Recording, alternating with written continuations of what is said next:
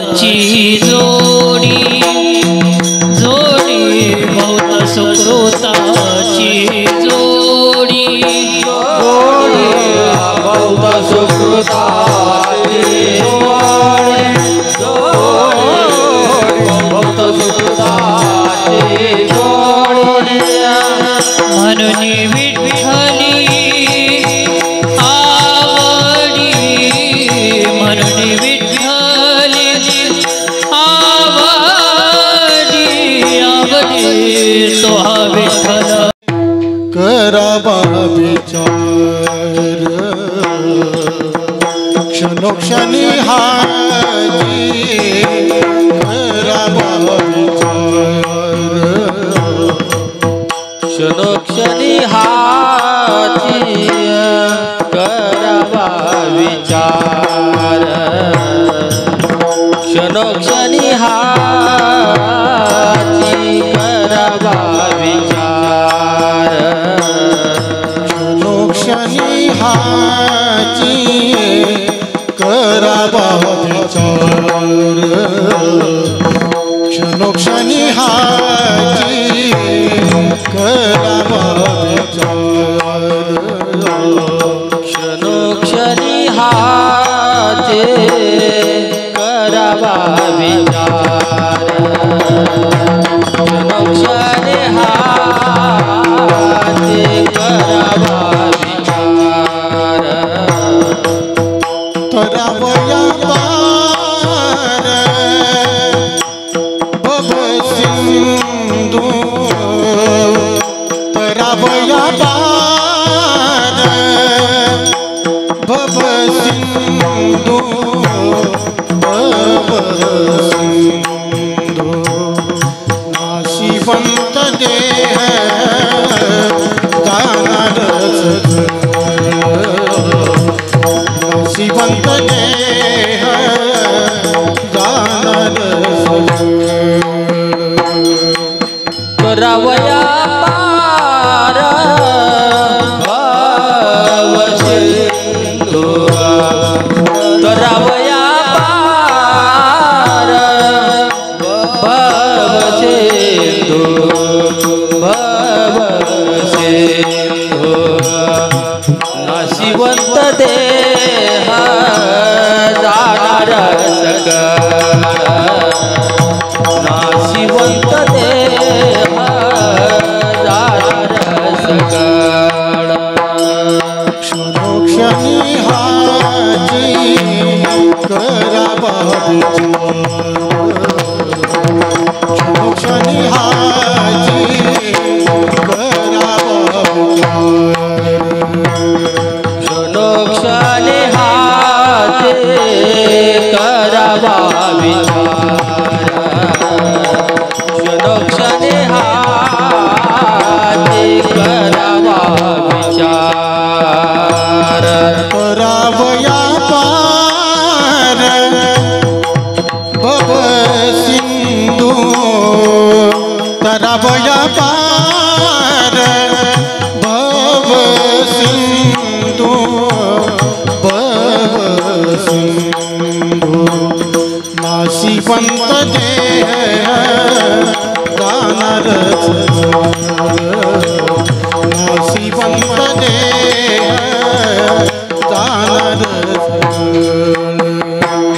करावया पार भव सिंधू करावया पार भव सिंधू भव सिंधू नाशिवंत देह जाणार सकळ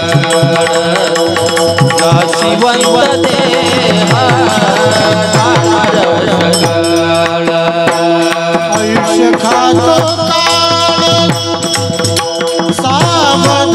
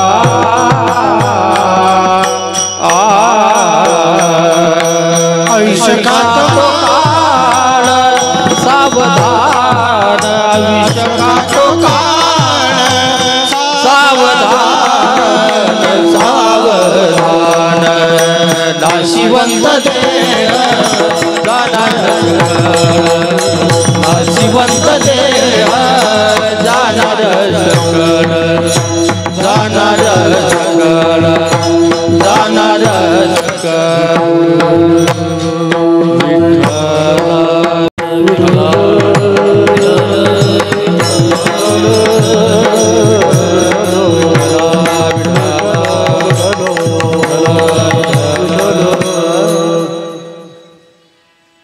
हॅलो हॅलो हॅलो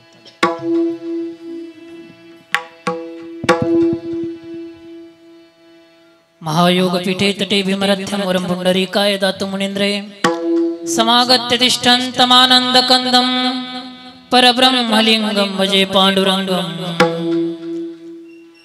अलंकापुरी रम्य सिंहासनस्थं पदं भोज तेजस्मृति प्रदेशं विदिन्द्रादिदेवैः सदा स्तूयमानं समाधिस्थमूर्तिं भजे ज्ञानदेवम्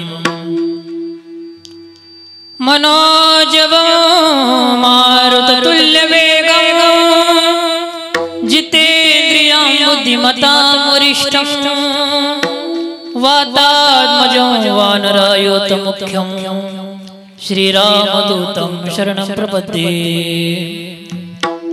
नमो विठ्ठला राजया पांडुरंगा, नमो रुक्मिणी माऊली ज्ञानगंगा, नमो पुंडलिका, नमो चंद्रभागा, नमस्कार माझा रुक्मिणी पांडुरंगा।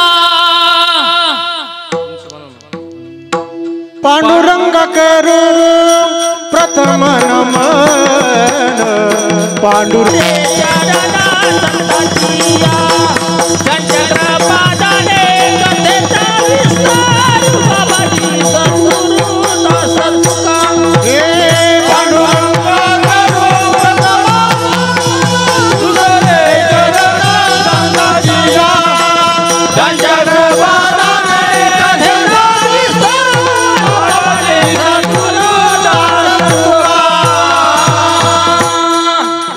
पांडुरंगा करू प्रथम नमन, दुसरे चरण संतांच्या ज्यांच्या कृपादाने कथेचा विस्तार बाबाजी सद्गुरु दास तुका।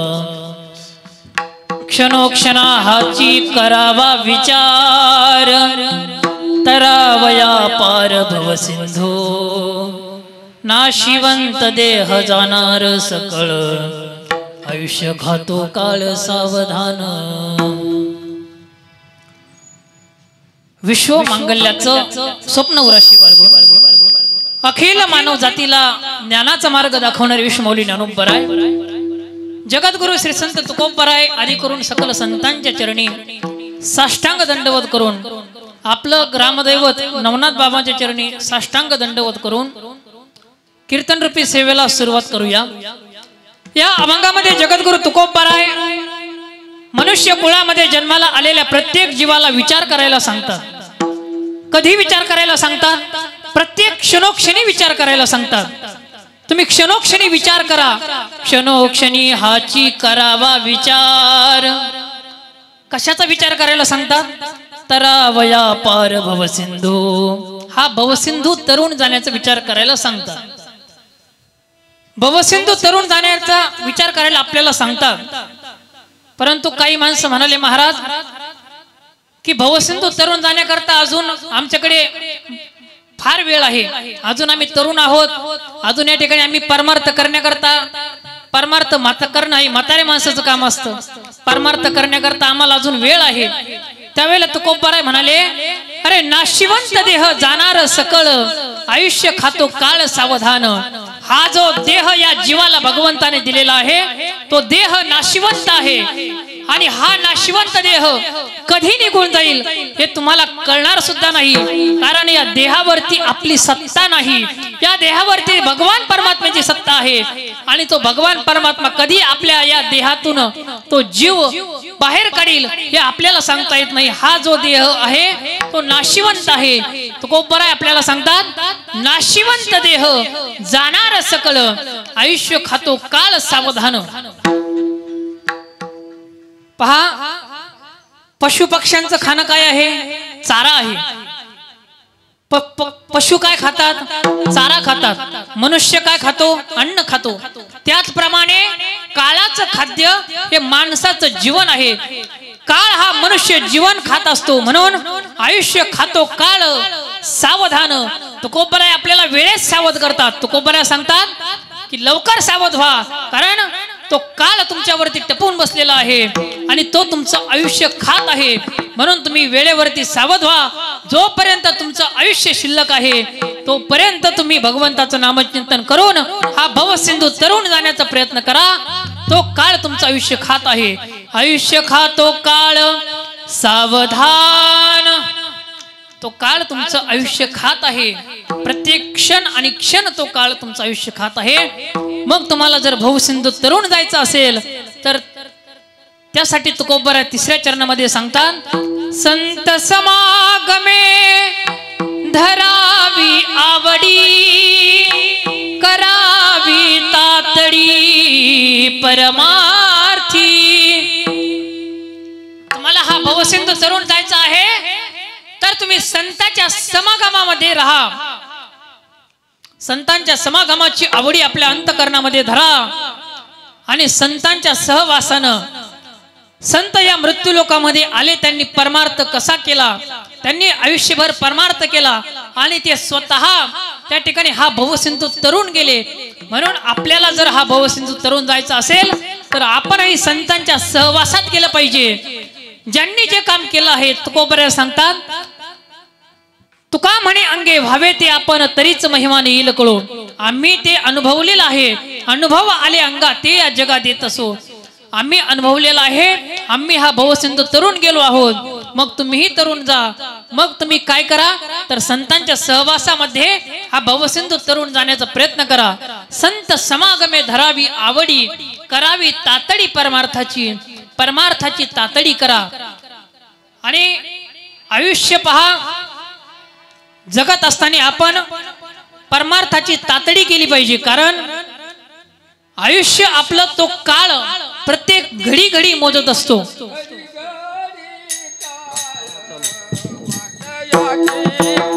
काळ वाटयाची पाहे, अजूनी किती आहे अवकाश.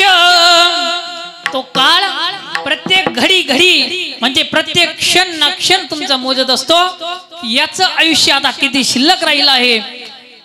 म्हणून आपण परमार्थाची तातडी केली पाहिजे. आणि तुकोबाराय शेवटच्या चरणामध्ये सांगतात, तुका म्हणे इह लोकीच्या व्यवहारे, नका डोळे धुरे भरून राहो. या इह लोकीच्या व्यवहारामध्ये तुम्ही गुंतून राहू नका. हा व्यवहार तुमचा कधीही संपणारा नाही, कारण प्रपंच कधी संपत नसतो. करिता बरोबरी दुरावसी दुरी, जेवढी आपण त्या संसाराची बरोबरी करू तेवढा तेवढा परमात्मा आपल्यापासून दूर जात असतो. म्हणून तुकोबाराय सांगतात की या संसाराचा धूर तुमच्या डोळ्यामध्ये जाऊ देऊ नका. नका डोळे धुरे भरून राहो आणि तुम्ही परमार्थाची तातडी करा। हा जो नरदेह तुम्हाला मिळाला आहे तो फार अनमोल आहे। परमार्थाची तातडी केल्यानंतर हा भवसिंधू तुम्ही सहज तरुण जाल। संतांच्या समागमामध्ये संतांच्या सहवासामध्ये हा भवसिंधू तुम्ही सहजपणे तरुण जाल। परंतु त्याकरता तुम्हाला संतांचा सहवास करावा लागेल आणि परमार्थाची तातडी करावी लागेल। आणि याच्याकरता क्षणोक्षणी आपण विचार केला पाहिजे की हा भवसिंधू तरुण जाण्याचा। विठ्ठल विठ्ठल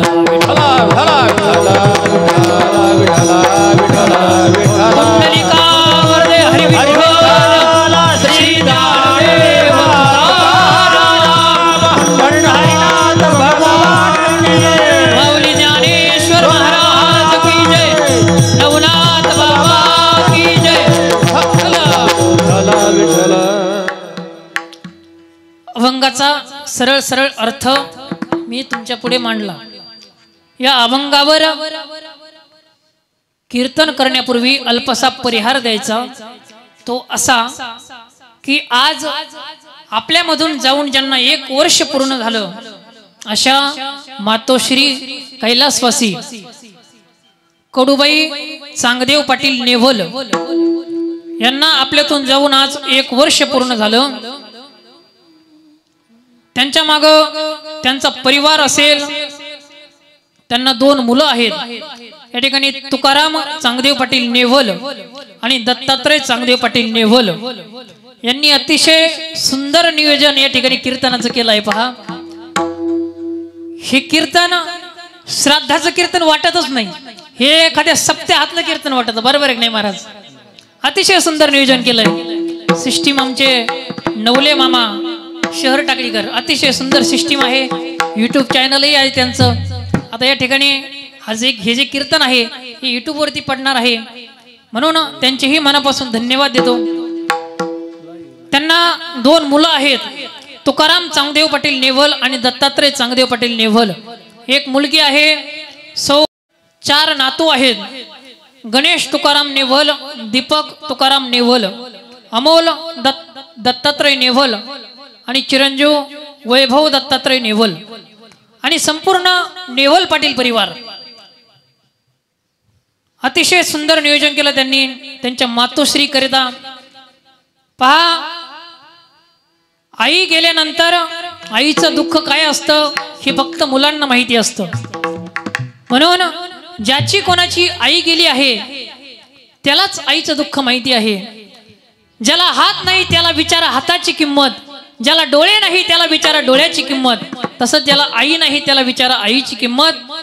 आई ही आई असते। म्हणून सकल संतांनी सुद्धा आईचं वर्णन केलं आहे। ज्ञानोबरायांनी सुद्धा तोंड भरून आईचं वर्णन केलं आहे। ज्ञानोबराय सांगतात, ज्याची आई जिवंत आहे त्याला 4 धाम तीर्थयात्रा करायची काय गरज आहे? अरे त्याची आई त्याच्यासाठी धाम आहे, तीर्थ आहे।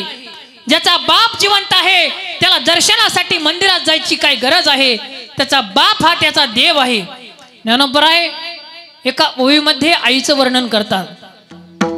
सकल तीर्थाची आधुरे जे का माता पितरे तया सेवेसी कीर शरीरे लोण कीजे। सकल तीर्थाच्या धुरे जे का माता पितरे तया सेवेसी कीर शरीरे लोण कीजे। ज्ञानोबरायांनी वर्णन केलं। जगद्गुरु तुकोबराय सुद्धा एका अभंगामध्ये आईचं वर्णन करतात। ऐशी कळवळ्याची जाती मध्ये विहिरी फोडल्या, विहिरी फोडून आमच्या मुलांना लहानचं मोठं केलं। त्या आईचंही योगदान किती असतं आपल्या जीवनामध्ये। एक कवी अतिशय सुंदर सांगतात की ती आई आपल्या मुलाकरता आपल्या मुलाला लहानचं मोठं करते आणि त्या ठिकाणी रात्रंदिवस आपल्या मुलाकरता रानामध्ये काबाड कष्ट करते। 200 रुपये रोजानं 250 रुपये रोजानं दिवसभर ती आई उन्हातानामध्ये आपल्या मुलाकरता कष्ट करत असते। तळपत्या उन्हात अन रख रख त्या रानात राहिलीस माझ्यासाठी तू ग कष्टाच्या घामात कधी मिळेल मुठभर घास कधी घडेल तिला उपवास ओल्या मातीतून चालताना तुडविले काटचे फास आई माझी मायेचा सागर दिला तिने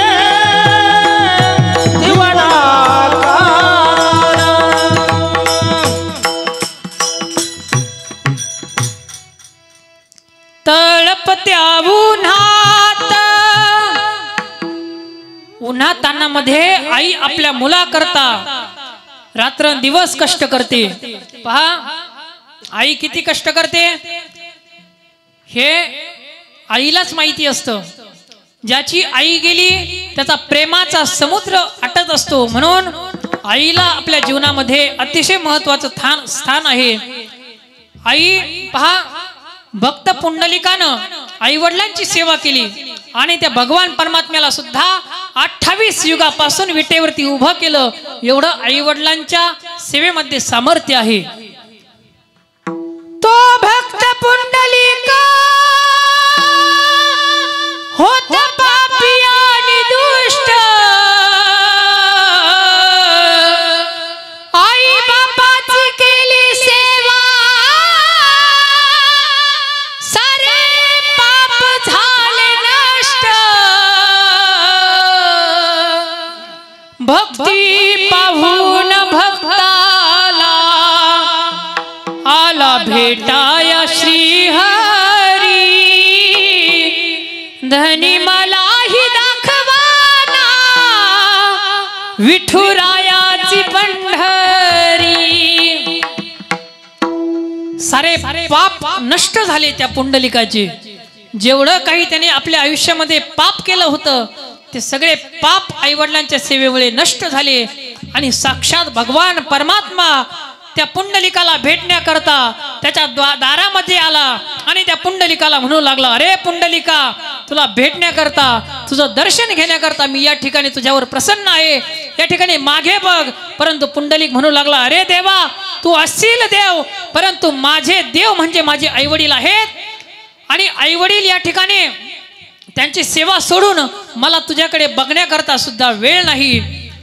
म्हणून एक वीट घेतली आणि माग फेकली. ऐसा कैसा रे तू धिट मागे भिरकाविली विट. मागे वीट फेकल्याच्या नंतर तो पांडुरंग परमात्मा 28 युग झाले विटेवरती उभा आहे. आपण रोज आरतीमध्ये म्हणतो, युगे 28 विटेवरी उभा वामांगी रुखमाई दिशे दिव्य शोभा. 28 युगापासून विटेवरती उभा करण्याचं सामर्थ्य आई वडिलांच्या सेवेमध्ये आहे. म्हणून आज एका आईचा, एका मातोश्रीचं वर्ष श्राद्ध आहे आणि त्या वर्ष श्राद्धानिमित्त ही कीर्तनाची सेवा त्यांच्या मुलांनी, त्यांच्या नातवांनी अतिशय प्रेमानं आपल्या आईविषयी कृतज्ञता म्हणून ही जी सेवा ठेवली आहे. म्हणून या कीर्तनात, हे कीर्तन पाहिल्याच्या नंतर निश्चितच त्यांची आई त्यांच्यावर कृपा करील. तुका म्हणे पितृ आशीर्वाद देती कल्याण इच्छिती तया कुळा. निश्चितच त्यांची पितृदेवता म्हणजे आता आई त्या ठिकाणी त्यांना आशीर्वाद देईल आणि त्यांचं कल्याण त्या ठिकाणी कल्याणाची इच्छा व्यक्त करेल. म्हणून या ठिकाणी आज या कीर्तनाकरता अनेक महाराज मंडळी उपस्थित आहेत. त्यामध्ये आमचे भातकुडगावचे हरिभक्तपरायण सोमनाथ महाराज काळे असतील. त्यांनाही या ठिकाणी फोन केला, म्हटलं महाराज आमचं कीर्तन आहे. ते म्हणे महाराज तुमचं कीर्तन आम्ही 100% येणार. हरिभक्तपरायण रावसाहेब महाराज देशमुख आहेत, तेही मळेगावून या ठिकाणी आले आहेत. आमचे अशोक ताते आहेत, आमचे पंडू मामा आहेत, भाऊसाहेब महाराज शेकडे आहेत, आमचे हिंगणगावून आलेले ज्ञानेश्वर महाराज डांगरे तेही कीर्तनासाठी उपस्थित राहिले, त्यांचेही धन्यवाद. लक्ष्मण नाना आहेत, बाप्पू मामा आहेत, आव्हाडदाजी आहेत, आमचे नेभल बाबा आहेत, सर्वच मंडळी हरिभक्त परायण. आपल्या गावचं भूषण असणारे विष्णू महाराज दुकळी तेही या कीर्तनासाठी उपस्थित आहेत, त्यांनाही धन्यवाद. पेटीवरती सत्संगत करणारे आमचे बबन मामा शेळके आहेत. आज किती भाग्य आहे पहा, या ठिकाणी मुलगा पखवाज वाजवायला आणि बाप त्या ठिकाणी पेटी वाजवायला, म्हणजे माझंच भाग्य आहे. या ठिकाणी हरिभक्त परायण महेश महाराज शेळके तेही या ठिकाणी आहेत. पखवाज वाजवणं सोपं नाही, आता मीही पखवाजच वाजवतो. पखवाज वाजवण्याकरता आम्ही 3-3, 4-4 तास एका जागेवरती बसून प्रॅक्टिस केलेली आहे, तेव्हा या ठिकाणी कीर्तन वाजवता येतं. अतिशय कष्टाचं काम आहे पखवाज वाजवणं म्हणजे, म्हणून अतिशय सायासानं तेही शिकले, आम्हीही शिकलो, म्हणून त्यांनाही धन्यवाद देतो. आमचे नवले मामा आहेत, अतिशय सुंदर सौशिष्टीम आहे, त्यांच्या परिसरामध्ये कधीही गेलं तरीही ते त्या ठिकाणी अतिशय आदरानं आम्हाला त्या ठिकाणी कार्यक्रम देत असतात, खूप मदत करत असतात, म्हणून त्यांनाही धन्यवाद. आमचे या ठिकाणी धनवडे मामा आहेत, त्यांनाही धन्यवाद. आणि समस्त गावकरी मंडळी, या परिवारावरती, नेव्हल पाटील परिवारावरती प्रेम करणारे आपण सगळे, त्यांच्या दुःखामध्ये सहभागी होण्याकरता आलेले आपण सगळे, तुम्हालाही धन्यवाद. या ठिकाणी माता भगिनी असतील, पुरुष वर्ग असतील, सगळ्यांना धन्यवाद देतो आणि या ठिकाणी कीर्तन सेवेला सुरुवात करतो. विठ्ठला विठ्ठला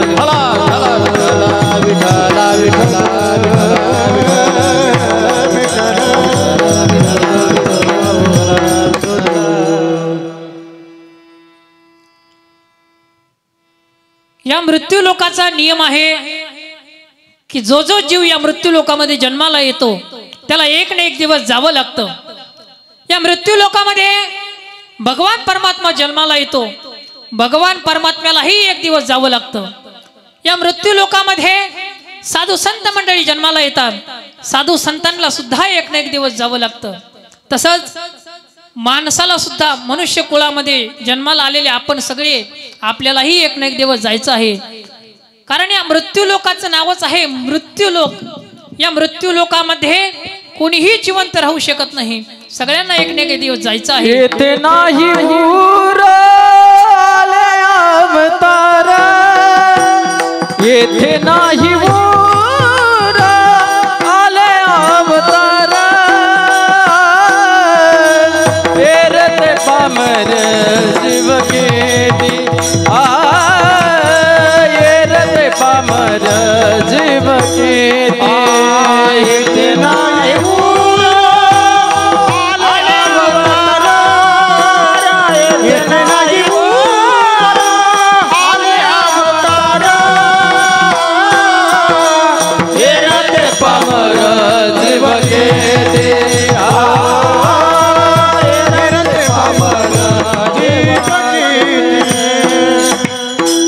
येथे नाही उरो आले अवतार, एरते पामर जीव किती.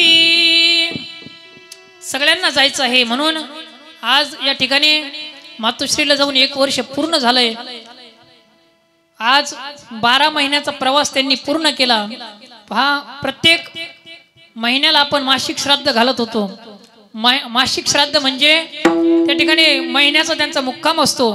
12 मुक्काम त्यांनी त्यांच्या मेल्यानंतर 12 मुक्काम त्या ठिकाणी त्यांना पडले आणि 12 त्या ठिकाणी मासिक श्राद्ध आपण घातले. आणि आज ते त्या ठिकाणी यमाच्या दरबारामध्ये जाऊन पोहोचले, यम राज्याच्या दरबारामध्ये जाऊन पोहोचले आणि आज खऱ्या अर्थानं त्यांचा शेवटचा दिवस आहे.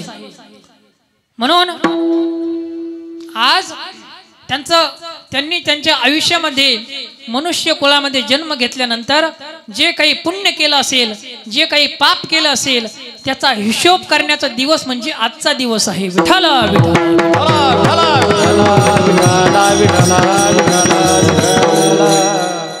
म्हणून आज त्यांच्या कर्मानुसार त्यांना पुढची गती प्राप्त होणार आहे. कारण या कर्मामध्ये हस्तक्षेप करण्याचं सामर्थ्य देवालाही नाही.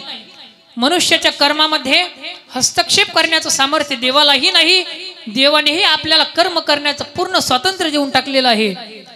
मग आपण चांगलं कर्म करून काहीही बनू शकतो. या ठिकाणी आपण चांगलं कर्म केल्यानंतर देवही बनू शकतो, चांगलं कर्म करून संत बनू शकतो, चांगलं कर्म करून आपण चांगला माणूस बनू शकतो, चांगलं वाईट कर्म करून आपण राक्षसही बनू शकतो. कर्म करण्याचं पूर्ण स्वातंत्र्य देवानं आपल्या हातामध्ये दिलेलं आहे. म्हणून कसं कर्म करायचं हे आपण आपलं ठरवलं पाहिजे. म्हणून आज त्यांचा त्या ठिकाणी शेवटचा दिवस आहे. त्यांच्या कर्मानुसार त्यांना पुढचा जन्म मिळणार आहे. या ठिकाणी त्यांचा जो हिशोब आहे तो आजच्या दिवशी होणार आहे. म्हणून त्यांच्या प्रित्यर्थ त्यांना श्रद्धांजली म्हणून आपण सगळे या ठिकाणी या कीर्तनाच्या माध्यमातून त्यांना श्रद्धांजली देण्याकरता आपण या ठिकाणी जमलो आहोत. म्हणून तुकोबराय या अभंगामध्ये आपल्याला क्षणोक्षणी विचार करायला सांगतात. तुम्ही क्षणाक्षणाला विचार करा, परंतु कशाचा विचार करा? तरावया पार भवसिंधू. आता भवसिंधू तरुण जाण्याचा विचार करा. विचार करा, विचार करा. तुकोबराय आपल्याला विचार करायला सांगतात. परंतु विचार कोणाला करायला सांगतात? माणसाला सांगणार ना, बरोबर आहे की नाही? पशु पक्ष्यांना तर काही विचार करायचं ज्ञान नाही. पशु पक्ष्यांचं जीवन हे भोगप्रधान जीवन आहे. पशु पक्ष्यांनी आपल्या जीवनामध्ये आल्यानंतर फक्त भोगच भोगायचा. पशु काय पाप पुण्य जाणती, उत्तम मध्यम भोग भोगिती. त्यांचं जीवन हे भोगप्रधान जीवन आहे. त्यांनी त्यांच्या जीवनामध्ये भोगच भोगायचा. त्यांना विचार करायचं सामर्थ्य नाही. मग विचार करायचं सामर्थ्य कोणामध्ये आहे? माणसामध्येच आहे ना. माणसालाच विचार करता येतो. इतर 83 लाख योनी आहेत, परंतु 83 लाख योनीमध्ये कोणालाही विचार करायचं सामर्थ्य भगवंताने दिलं नाही. फक्त 84 त्या ठिकाणी जन्म आहे मनुष्याचा. त्याच जन्मामध्ये विचार करायचं सामर्थ्य आहे. म्हणून भगवान परमात्मा माणसाला त्या ठिकाणी विचार करायला, तुकोबराय माणसाला विचार करायला सांगतात. क्षणोक्षणी हाची करावा विचार. क्षणोक्षणाला तुम्ही विचार करा आणि विचार करा. परंतु कशाचा विचार करा? तर तरावया पार भवसिंधू. भवसिंधू म्हणजे काय? जन्म आणि मृत्यू. जन्म मृत्यूच्या फेऱ्यातून बाहेर पडणं याला संत महात्मे भवसिंधू म्हणतात. परंतु आपण जन्म मृत्यूच्या बाहेर पडण्याचा विचार करतो का? करतो का आपण विचार? आपण प्रपंचाचा विचार करतो. जन्म मृत्यूच्या फेऱ्यातून बाहेर पडण्याचा विचार करा असं संत महात्मे आपल्याला वेळोवेळी सांगतात. वेळोवेळी संत आपल्याला जागा करण्याचा प्रयत्न करतात. अनेक अभंग आहे संतांचे जागा करण्याच्या प्रकरणामध्ये. संत आपल्याला अनेक अभंगामध्ये जागा करण्याचा प्रयत्न करतात. उठा जागे भारे आता,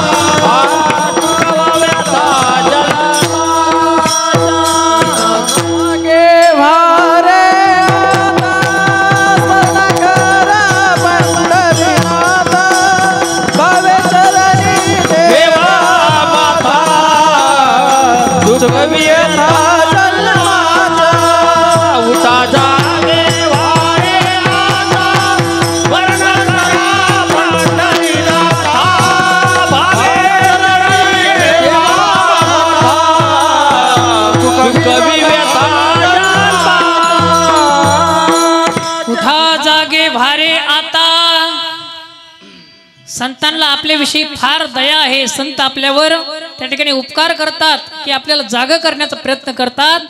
संत महात्मे आपल्याला वेळोवेळी जागा करण्याचा प्रयत्न करतात की जन्म मृत्यूच्या फेऱ्यातून तुम्ही बाहेर पडा. तुम्ही जर या जन्म मृत्यूच्या फेऱ्यामधून बाहेर नाही पडालात तर काय होईल?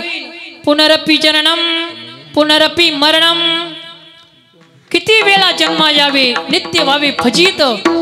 पहा जन्माचं दुःख किती आहे. ज्ञानोबा एका ओळीमध्ये सांगतात, मातेची या उदर कुहरी, पचोनी विष्टेच्या दाथरी, उकडोनी नवमासवारी.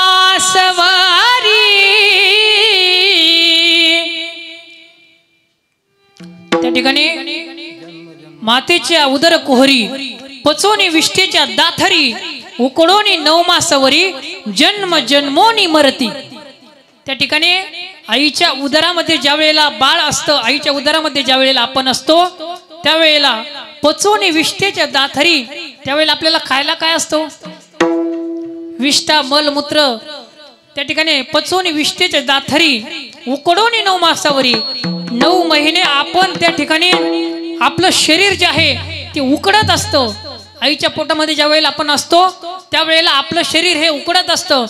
म्हणून ज्ञानोबराय या ओळीमध्ये सांगतात, उकडोनी 9 मासावरी आणि जन्म जन्मोनी मरती. एवढं दुःख जन्माला येताना आहे. जन्माला येताना 9 मास कष्टलाशी,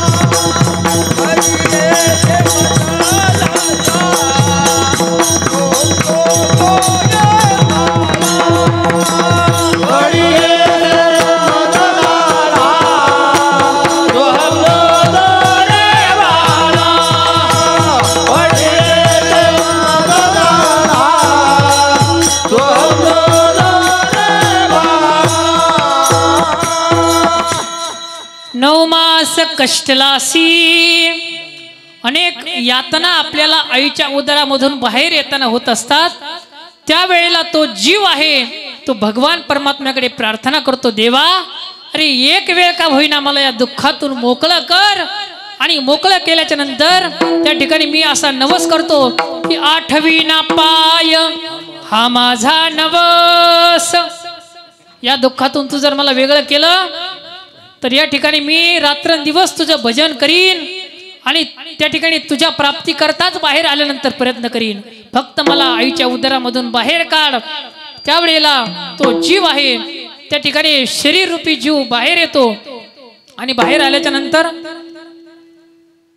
पुढं काय त्याला सुख आहे का महाराज? प्रपंचामध्ये पडल्यानंतर आयुष्यभर कष्टच आहेत ना सगळ्यांचा. त्या ठिकाणी प्रपंचाचा भार उचलायचा.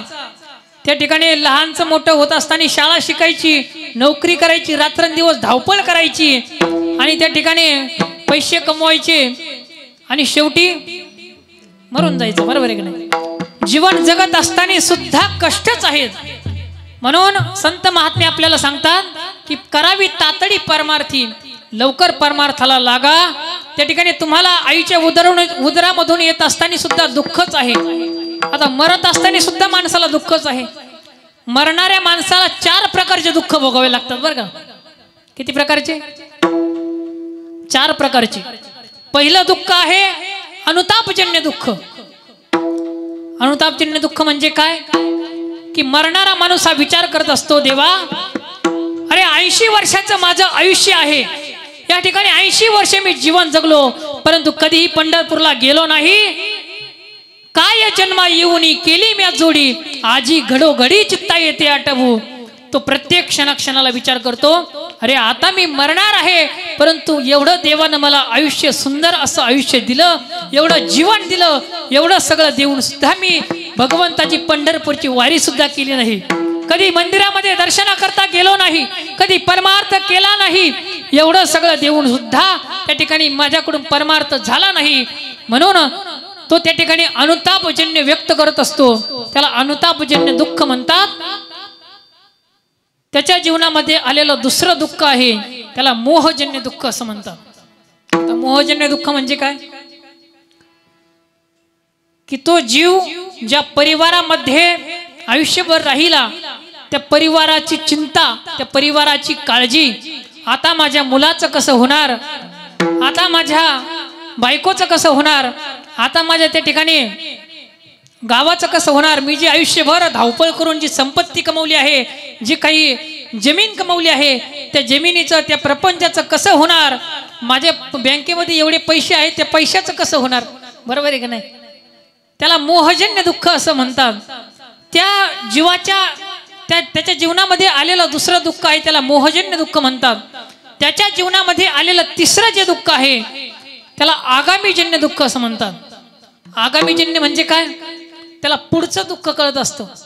देवा मी आयुष्यभर त्या ठिकाणी वाईटच वागलो, आयुष्यामध्ये कधी परमार्थ केला नाही, याच्या संग द्वेष केला, त्याच्या संग द्वेष केला, याचे बांध कोरले, त्याचे बांध कोरले, अनेक पाप माझ्या जीवनामध्ये मी केले, आणि आता त्याला साक्षात यमदूत दिसायला लागतात. पहा, कारण मरणाऱ्या माणसाला यम दिसतात बरं का, बरोबर आहे का नाही. कोणाला दिसते का,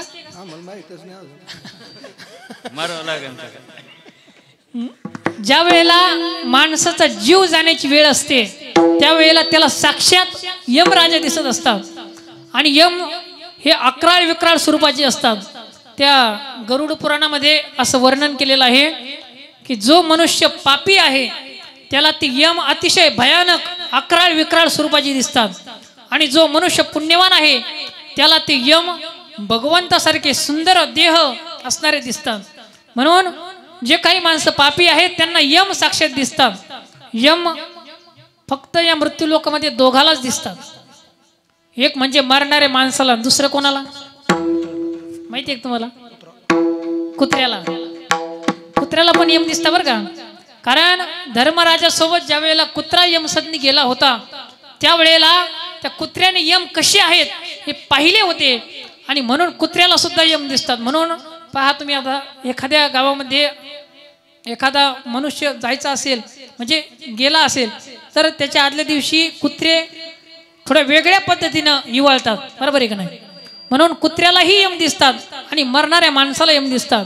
ती यम पाहिल्याच्या नंतर त्या माणसाला अतिशय त्या ठिकाणी दुःख होतं, आणि त्याला दुःख झाल्याच्या नंतर तो त्या ठिकाणी मोठमोठ्याने रडू लागतो, शोक व्यक्त करू लागतो. हे त्याच्या जीवनामध्ये आलेलं तिसरं दुःख आहे, त्याला आगामीजन्य दुःख असं म्हणतात. त्याच्या जीवनामध्ये 3 दुःख आले, एक अनुतापजन्य दुःख, एक मोहजन्य दुःख, तिसरं म्हणजे आगामीजन्य दुःख, आणि चौथं दुःख म्हणजे विश्लेषणजन्य दुःख. आता विश्लेषणजन्य म्हणजे काय की या देहामध्ये जोपर्यंत जीव आहे, या देहाला धरून त्या जीवानं संपूर्ण आयुष्य, कोणाचं 80 वर्ष असेल, कोणाचं 90 वर्ष असेल, कोणाचं 50 वर्ष असेल, जे आयुष्य या देहामध्ये धरून या जीव जगला, तो जीव ज्या वेळेला या देहातून बाहेर पडण्याचा प्रयत्न करतो, त्यावेळेला तो देह मात्र त्या जीवाला सोडायला तयार नसतो. म्हणून तो देह त्या जीवाला असा धरून ठेवण्याचा प्रयत्न करतो, आणि जीव मात्र जाण्याचा प्रयत्न करतो. परंतु जीव जात असताना त्या देहाचं आणि त्या जीवाचं जे घर्षण होतं, जी ओढताण होते, त्याला विश्लेषणजन्य दुःख असं म्हणतात. म्हणून मरत असताना त्या जीवाच्या, त्या देहाच्या त्या ठिकाणी पदरामध्ये पडलेलं 4 दुःख त्याच्या पदरामध्ये पडतात। एक म्हणजे मोहजन्य दुःख, अनुतापजन्य दुःख, आगामीजन्य दुःख आणि विश्लेषणजन्य दुःख। हे 4 दुःख मरत असताना माणसाच्या पदरामध्ये पडत असतात। म्हणून जन्मताना सुद्धा आपल्याला दुःख भोगावं लागतं। सुरुवातीला सांगितलं मातेच्या उदर कुहरी, पचवणी विष्ठेच्या दाथरी, उकडोनी 9 मासवरी, जन्म जन्मोनी मरती। हे जन्मताना दुःख आहे, मरताना सुद्धा अनेक दुःख, हे 4 दुःख सांगितले आणि याहूनही अनेक दुःख आपल्याला भोगावे लागतात। जो देखे सो दुखिया बाबा, जो देखे सो दुखिया बाबा, जो देखे सो दुखिया बाबा,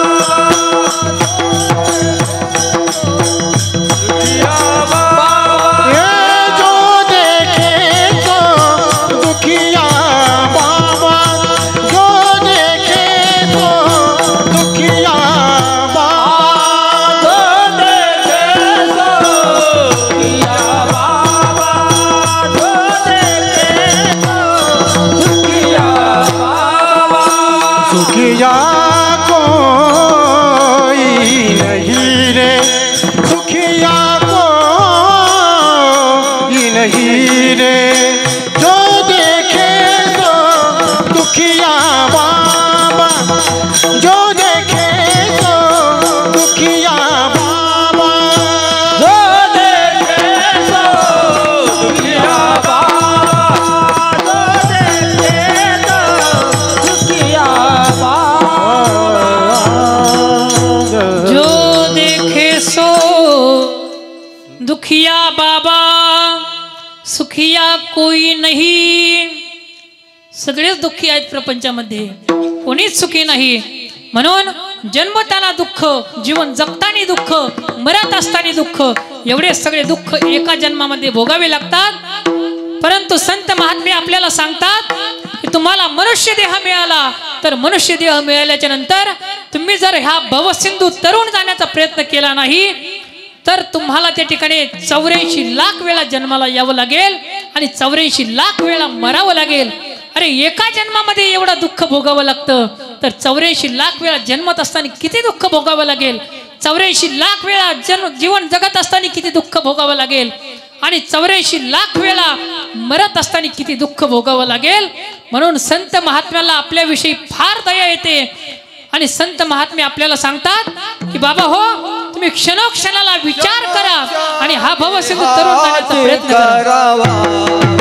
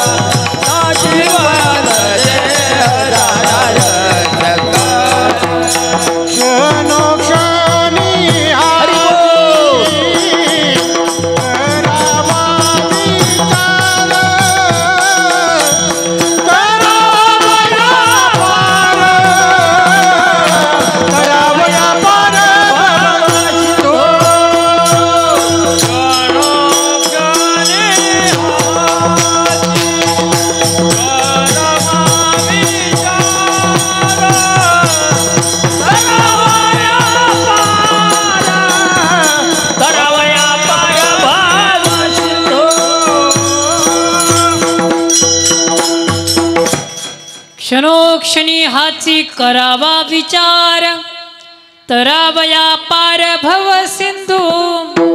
एवढं सगळं दुःख आपल्याला मनुष्य जीवामध्ये कुळामध्ये आल्यानंतर भोगावं लागतं. म्हणून संत महात्म्याला जगद्गुरु तुकोबरायांना आपल्या संपूर्ण मनुष्य कुळातील जन्माला आलेल्या संपूर्ण जीवाविषयी संपूर्ण माणसाविषयी अतिशय दया उत्पन्न होते. आणि तुकोबराय आपल्याला सांगतात की तुम्ही क्षणाक्षणाला विचार करा की हा भवसिंधू आपल्याला तरुण जायचा आहे. कारण हा भवसिंधू जर आपण आता या जन्मामध्ये तरुण नाही गेलो तर पुन्हा आपल्याला जन्म घ्यावा लागेल. 84 लाख वेळा जन्म घ्यावा लागतील आणि पुन्हा आपल्याला नंतर मनुष्य जन्म मिळेल. किंवा पाप पुण्य समान सकळ समान समी तईच पावे मनुष्य जन्म. त्या ठिकाणी पाप पुण्य समान झाल्याच्या नंतर आपल्याला मनुष्य जन्म मिळत असतो. आणि या ठिकाणी 84 लाख जन्म भोगून नंतर आपल्याला मनुष्य जन्म भेटतो. मग एवढे सगळे जन्म जर आपल्याला चुकायचे असतील तर आपण क्षणोक्षणाला विचार केला पाहिजे आणि हा भवसिंधू तरुण जाण्याचा विचार केला पाहिजे. भवसिंधू म्हणजे जन्म आणि मरण, जन्म मरण चुकवता आलं पाहिजे.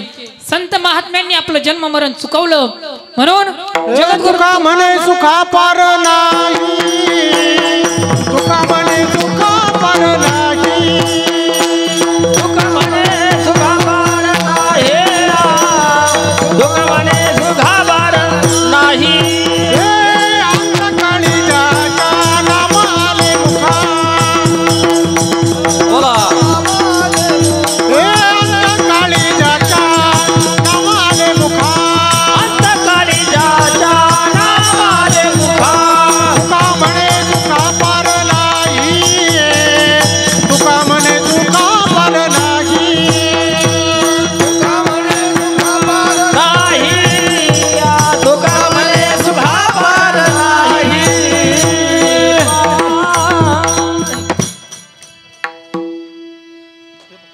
त्याच्या नामाने मुका तुका म्हणे सुखा पार, तुका म्हणे सुखा पार नाही.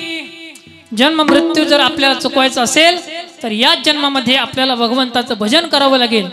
याच देही घडे देवाचे भजन आणि कहे ज्ञान नाही कोठे. याच देहामध्ये आल्यानंतर आपल्याला भगवंताचं भजन करता येतं.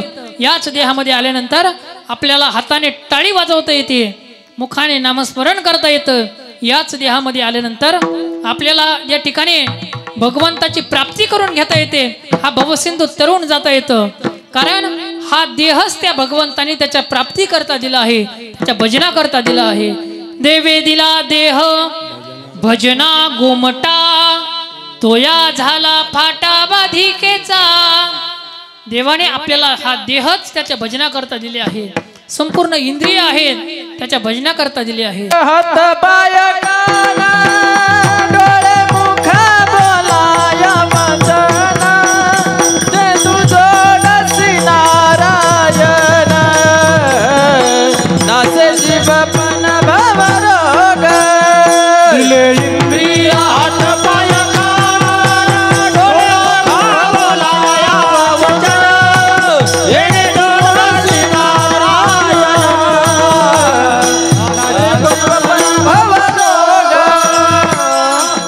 दिले इंद्रिय हातपाय कान डोळे मुख बोलाया वचन जेने तू जोडसी नारायण नासे जीवपन भवरोगा.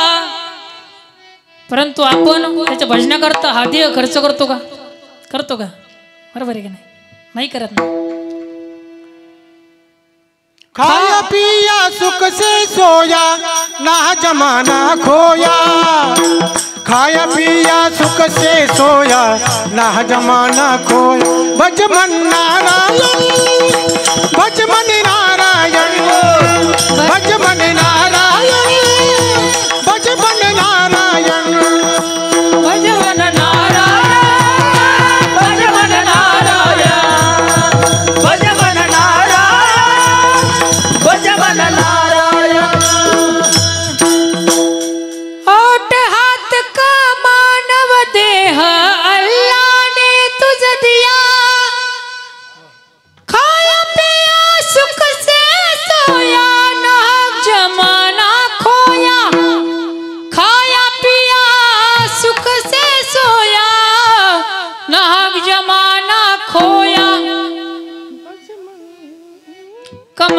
मुख राम भजन को दिया, कमल मुख राम भजन को दिया। देवानं आपल्याला देह हा भगवंताच्या नामस्मरणा करता दिला, परंतु आपण काय करतो? खाया आणि झोप्या नाही, खाया पिया सुख से सोया।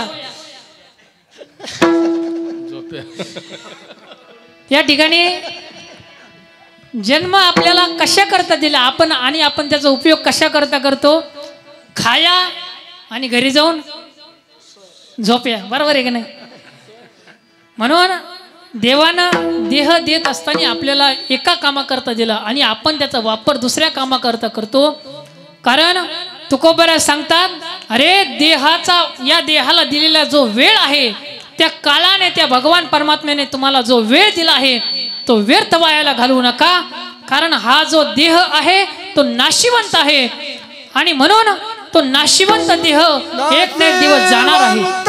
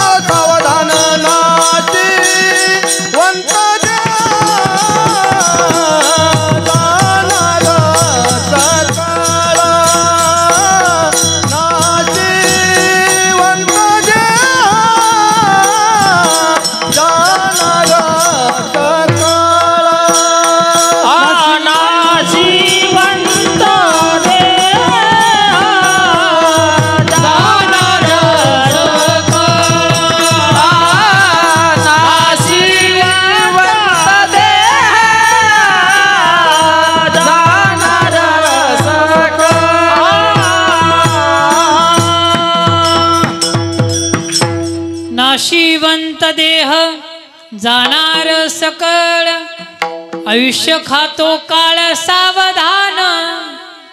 हा देह नाशिवंत आहे, हा एक ना एक दिवस जाणार आहे।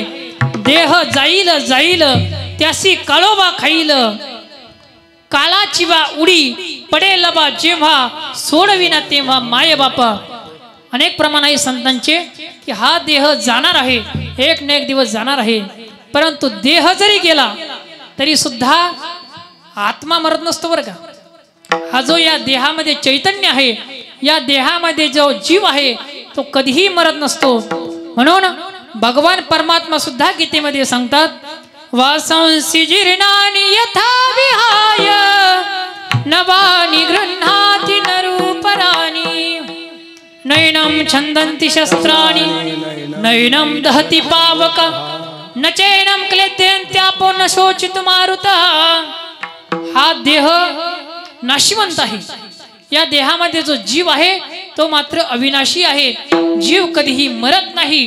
जीवाला तुम्ही जाळण्याचा प्रयत्न करा तो जळत नाही, त्याला कापण्याचा, त्याला मारण्याचा प्रयत्न करा तो कापत नाही। जो जीव आहे या देहामध्ये, परंतु माणसाचं असं झालंय पहा की माणूस देह म्हणजेच मी असा एक भ्रम करून बसलाय। कारण देहाला तर नाश आहेच। जर देह म्हणजे मी असं आपण म्हणू, देह जर आपला म्हणावं तर देहाने आपलं काहीतरी होईन ऐकलं पाहिजे ना। परंतु देह आपलं काहीच ऐकत नाही। त्याला खोकला आला की तो देह खोकतो, बरोबर आहे का नाही?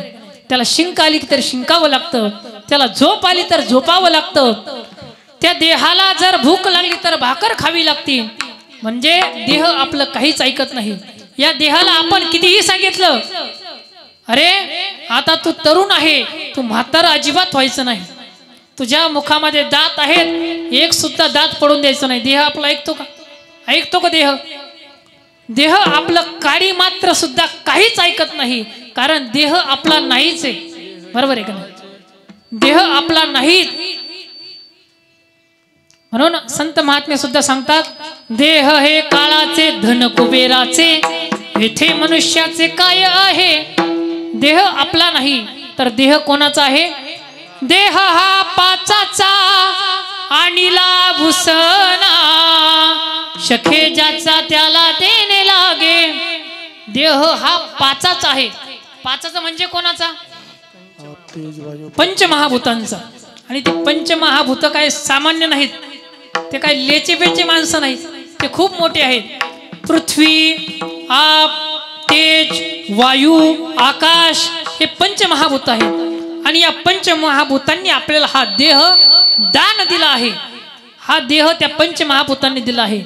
आणि आपण जर या देहावर आपली सत्ता गाजवायला लागू तर ते पंचमहाभूत त्या ठिकाणी त्यांची सत्ता गाजवायला चालू करतील. पहा, म्हणून हा देह आपला नाही. संत महात्मे जगद्गुरु तुकोबाराय सुद्धा एका अभंगामध्ये सांगतात की हा देह आपला नाही, आपला जीव आहे. आणि जीव कधी मरत नसतो, जीव हा अमर आहे. म्हणून तुकोबाराय सांगतात, अमर आहा अमर आहा, खरे की पहा खोटे हे, न म्हणा देह माझा ऐसा, मग भरवसा कळेल. तुकोबाराय सांगतात, हा देह तुमचा नाही, तुम्ही अमर आहात. जर तुमचा देह असता तर देहानं तुमचं ऐकलं असतं, परंतु देह तुमचं ऐकत नाही. याचा अर्थ असा होतो की देह तुमचा नाही, तुम्ही जीव स्वरूपानं काही काळाकरता या घरामध्ये मुक्कामाला आलेला आहात. म्हणून हे जे घर आहे राहण्याचं, या जीवाचं घर आहे बरं का. कोणी या घरामध्ये 22 वर्षाकरता राहतं, कोणी 40 वर्षाकरता राहतं, कोणी 80 वर्षाकरता, कोणी 100 वर्षाकरता. हे त्या जीवाचं राहण्याचं घर आहे. म्हणून अनेक शास्त्रकार सुद्धा आपल्याला सांगतात, काही कवी सुद्धा आपल्याला सांगतात की हे घर जे आहे ते आपण भाड्यानं घेतलं आहे. आणि जिथपर्यंत आपण या घराचा करार केलेला आहे तिथपर्यंतच आपण जीवन जगू शकतो. एकदा का आपला करार संपला की मग आपल्याला या घरातून ते जो देहाचा मालक आहे, जो या घराचा मालक आहे, तो बाहेर काढत असतो. जिंदगी एक किराए का घर है, एक ना एक दिन बदलना पड़ेगा. जिंदगी एक किराए का घर है, एक ना एक दिन बदलना पड़ेगा. एक ना एक दिवस हे घर आपल्याला बदलायचं आहे. शहाणी माणसं तीच आहेत की ती वेळेवर आपलं घर त्या ठिकाणी बदलतात. तो नाथ महाराज एका अभंगामध्ये सांगतात की हुशार मनुष्य त्यालाच म्हणावं की तो हसत हसत या घरातून बाहेर पडतो. ज्याप्रमाणे एखादा व्यापारी म्हणा, एखादा वाटसरू एखाद्याच्या घरी मुक्कामाला जातो आणि सकाळ झाली की निघून जातो, त्याप्रमाणे मनुष्यानं जीवन जगलं पाहिजे. वस्ती करा वस्तीसी आला, वस्ती करा वस्तीसी आला, वस्ती कर वस्ती आला, वस्ती कर वस्ती आला. प्रातःकाळी निघून गेला, प्रातःकाळी उठून गेला. तैसे असावे संसारी, तैसे असावे संसारी. प्रातःकाळी उठून गेला, प्रातःकाळी उठून गेला. तैसे असावे संसारी,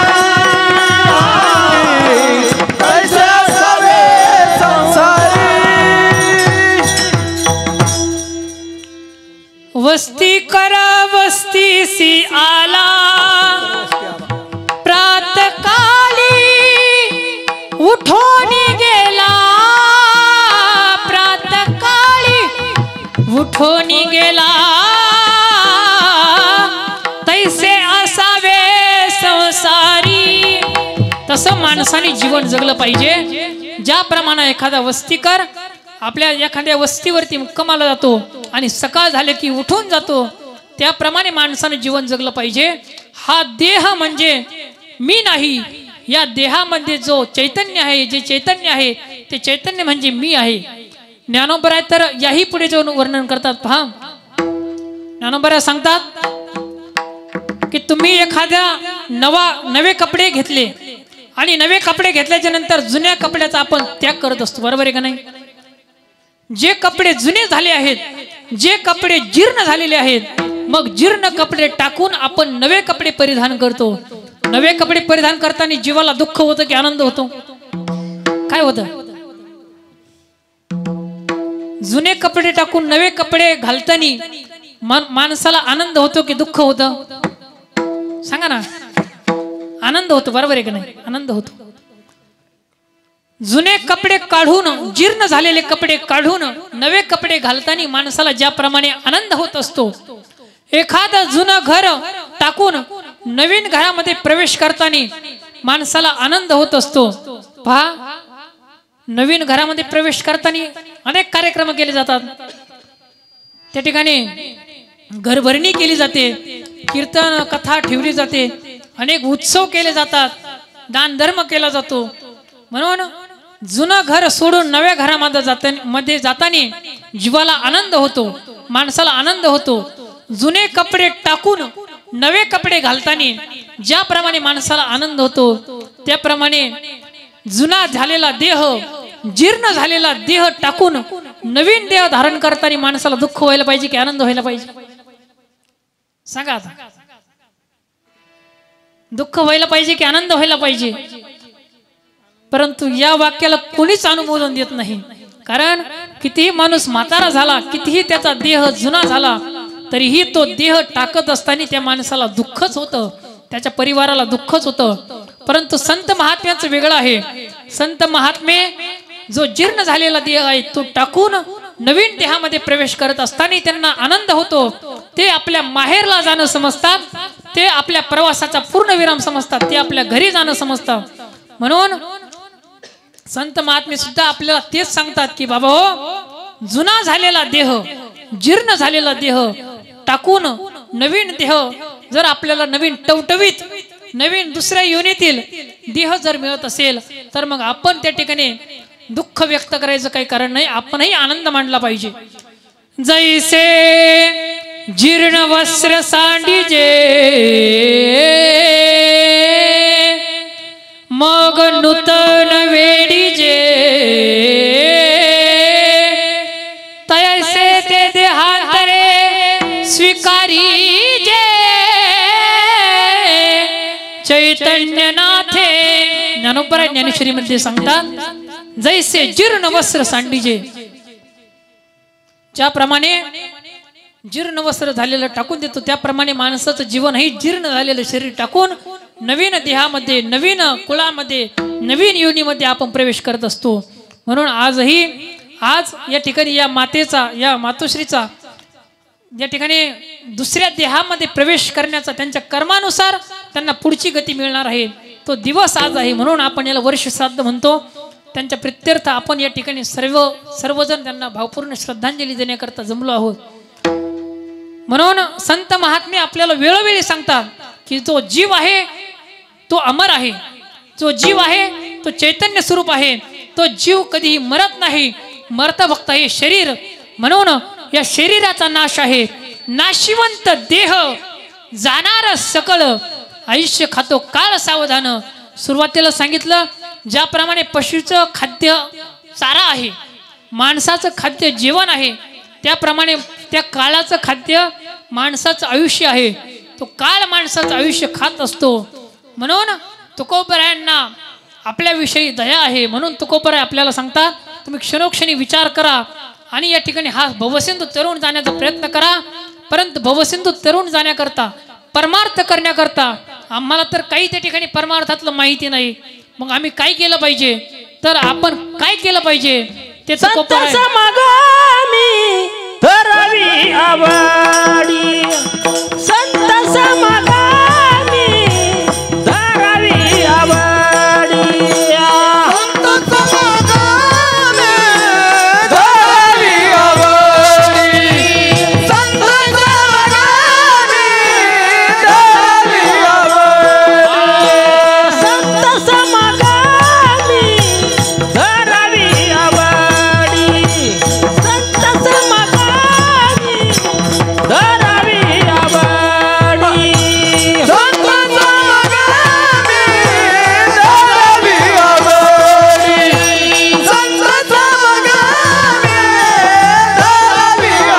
संत समागमे धरावी आवडी करावी तातडी परमार्थाची करावी तातडी परमार्थाची नाशिवंत जाणार सकळ नाशिवंत जाणार सकळ नाशिवंत जाणार सकळ नाशिवंत जाणार सकळ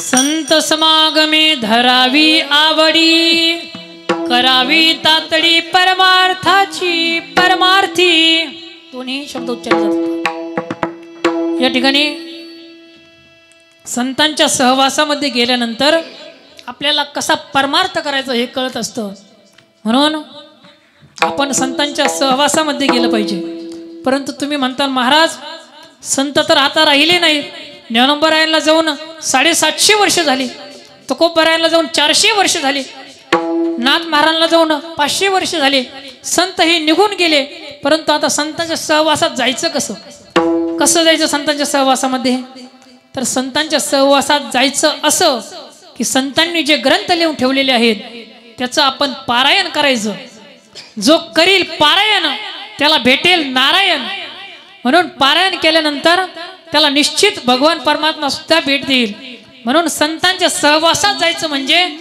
ज्ञानोबरायांनी ज्ञानेश्वरी लिहून ठेवली तर ज्ञानेश्वरीचं त्या ठिकाणी पारायण करायचं तुकोबरायांनी गाथा लिहून ठेवला तर गाथेचं पारायण करायचं म्हणजे त्यांच्या जे काही त्यांचे ग्रंथ आहेत त्याचं पारायण करायचं त्या ग्रंथाच्या सहवासामध्ये आपण थांबायचं किंवा आता या ठिकाणी देवगडचे बाबाजी आहेत त्यांच्या सहवासामध्ये जायचं प्रत्येक गुरुवारी आपण जातो जे देवगडला बरोबर आहे का नाही त्यांच्या सहवासामध्ये गेल्यावरती कळतं आपल्याला की त्यांचं जीवन कसं आहे ते किती त्या ठिकाणी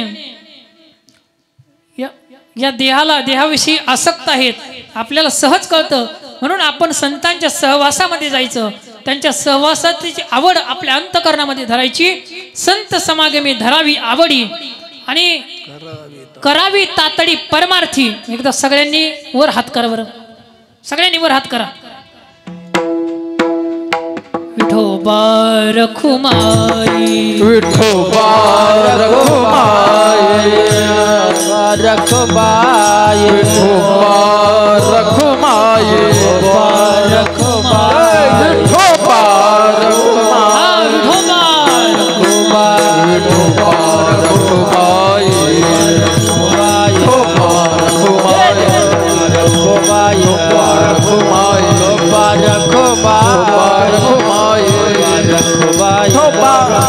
विठोबा रखुमाई रखुमाई कुंडलिकावर हरी विठ्ठल श्री ज्ञानदेव तुकाराम पंढरीनाथ भगवान की जय ज्ञानेश्वर महाराज की जय नवनाथ बाबा की जय विठ्ठल रखुमाई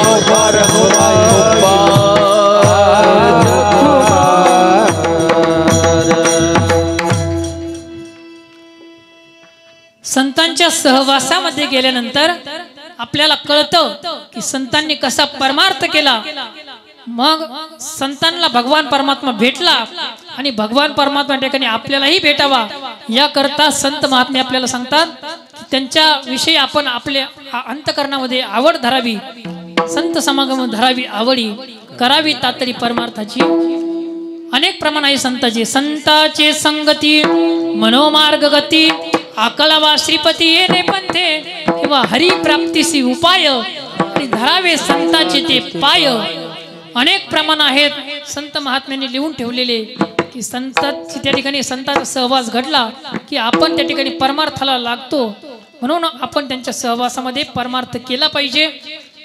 मग तुकोबराय शेवटच्या चरणामध्ये सांगतात की हा जो प्रपंच आहे या प्रपंचाचा धूर तुमच्या डोळ्यामध्ये जाऊ देऊ नका. कारण मने हो लोकीचा व्यवहारे जाणार सकळा ईश्वर सांगतात विचार करून हा जन्म मृत्यूचा भवसिंधू तरुण जायला सांगतात. ते सांगतात की हे जे हा जो देह आहे तो नाशवंत आहे, तो जाणार आहे. त्याला तो काळ रोज थोडं थोडं खात आहे. एका दिवसाला 24 घंटे असा तो काळ रोज थोडं थोडं या देहाला खात आहे. आज एखाद्याचं आयुष्य 20 वर्ष असेल, त्याचं त्या ठिकाणी 100 वर्षाचं आयुष्य असेल तर त्याचं 20 वर्ष त्याच्या आयुष्यामधले कमी झाले. एखाद्याचं 80 वर्षाचं असेल तर त्या ठिकाणी त्याचे फक्त 20च वर्ष शिल्लक आहे. 80 वर्षाचं आयुष्य त्या काळाने खाऊन घेतलं आहे. म्हणून तो काळ रोज थोडं थोडं आयुष्य खात आहे. म्हणून तुम्ही संतांच्या सहवासामध्ये जा, त्यांच्या सहवासामध्ये जा, परमार्थ करा आणि परमार्थ करून या ठिकाणी जन्म मृत्यूचा भवसिंधू तरुण जा. आणि म्हणून जन्म मृत्यू परमार्थ करत असताना तुमच्या डोळ्यामध्ये जो काही या प्रपंचाचा धूर आहे, जो काही या ठिकाणी संसाराचा जो धूर आपल्या डोळ्यामध्ये आहे तो धूर तुमच्या डोळ्यामध्ये जाऊ देऊ नका. नको डोळे धुरे भरून राहू. तो धूर जर तुमच्या डोळ्यामध्ये गेला तर तुमचा हा जन्म भेटला आहे तुम्हाला माणसाचा, हा जन्म व्यर्थ वायाला जाईल. आणि व्यर्थ वायाला जाऊ द्यायचा नसेल तर तो धूर तुमच्या डोळ्यामध्ये जाऊ देऊ नका. आज ज्या निमित्ताने ही कीर्तन सेवा या ठिकाणी आहे ते निमित्त म्हणजे आज कैलासवासी कडूबाई चांगदेव पाटील नेवल यांना जाऊन 1 वर्ष पूर्ण झालं. 1 वर्ष झालं त्यांना जाऊन, त्यांच्या मुलांच्या जीवनातून आई जाऊन 1 वर्ष पूर्ण झालं. प्रत्येक महिन्याला त्यांनी मासिक श्राद्ध घातलं आणि आता हे शेवटचं म्हणजे वर्ष श्राद्ध. या दिवशी त्यांच्या पाप पुण्याचा हिशोब भगवान परमात्मा करत असतो आणि त्या पाप पुण्याच्या हिशोबानुसार त्यांना पुढचा जन्म मिळत असतो. म्हणून त्यांच्या पुण्यामध्ये भर पडावी म्हणून हे जे कीर्तनाचं नियोजन त्यांच्या मुलांनी केलं आहे, अतिशय सुंदर असं नियोजन त्यांनी केलं आहे. त्यांच्या पुण्यामध्ये भर म्हणून त्यांना श्रद्धांजली म्हणून हे कीर्तन केलं आहे. कारण भगवंताचं नामचिंतन केल्यानंतर, कथा कीर्तन केल्यानंतर त्याचं पुण्याची गणना कोण करी. ज्ञानोबा सांगतात हरिमुखी म्हणा, हरिमुखी म्हणा, पुण्याची गणना कोण करी. हे पुण्य त्या मातोश्रीच्या पदरामध्ये पडलं असेल आणि हे पुण्याचा हिशोब सुद्धा भगवान परमात्मा त्यांच्या जीवनातील पुण्याच्या हिशोबामध्ये त्या ठिकाणी समाविष्ट करतील आणि त्यांना पुढचं जे त्यांचं योनी आहे, पुढचा जो जन्म आहे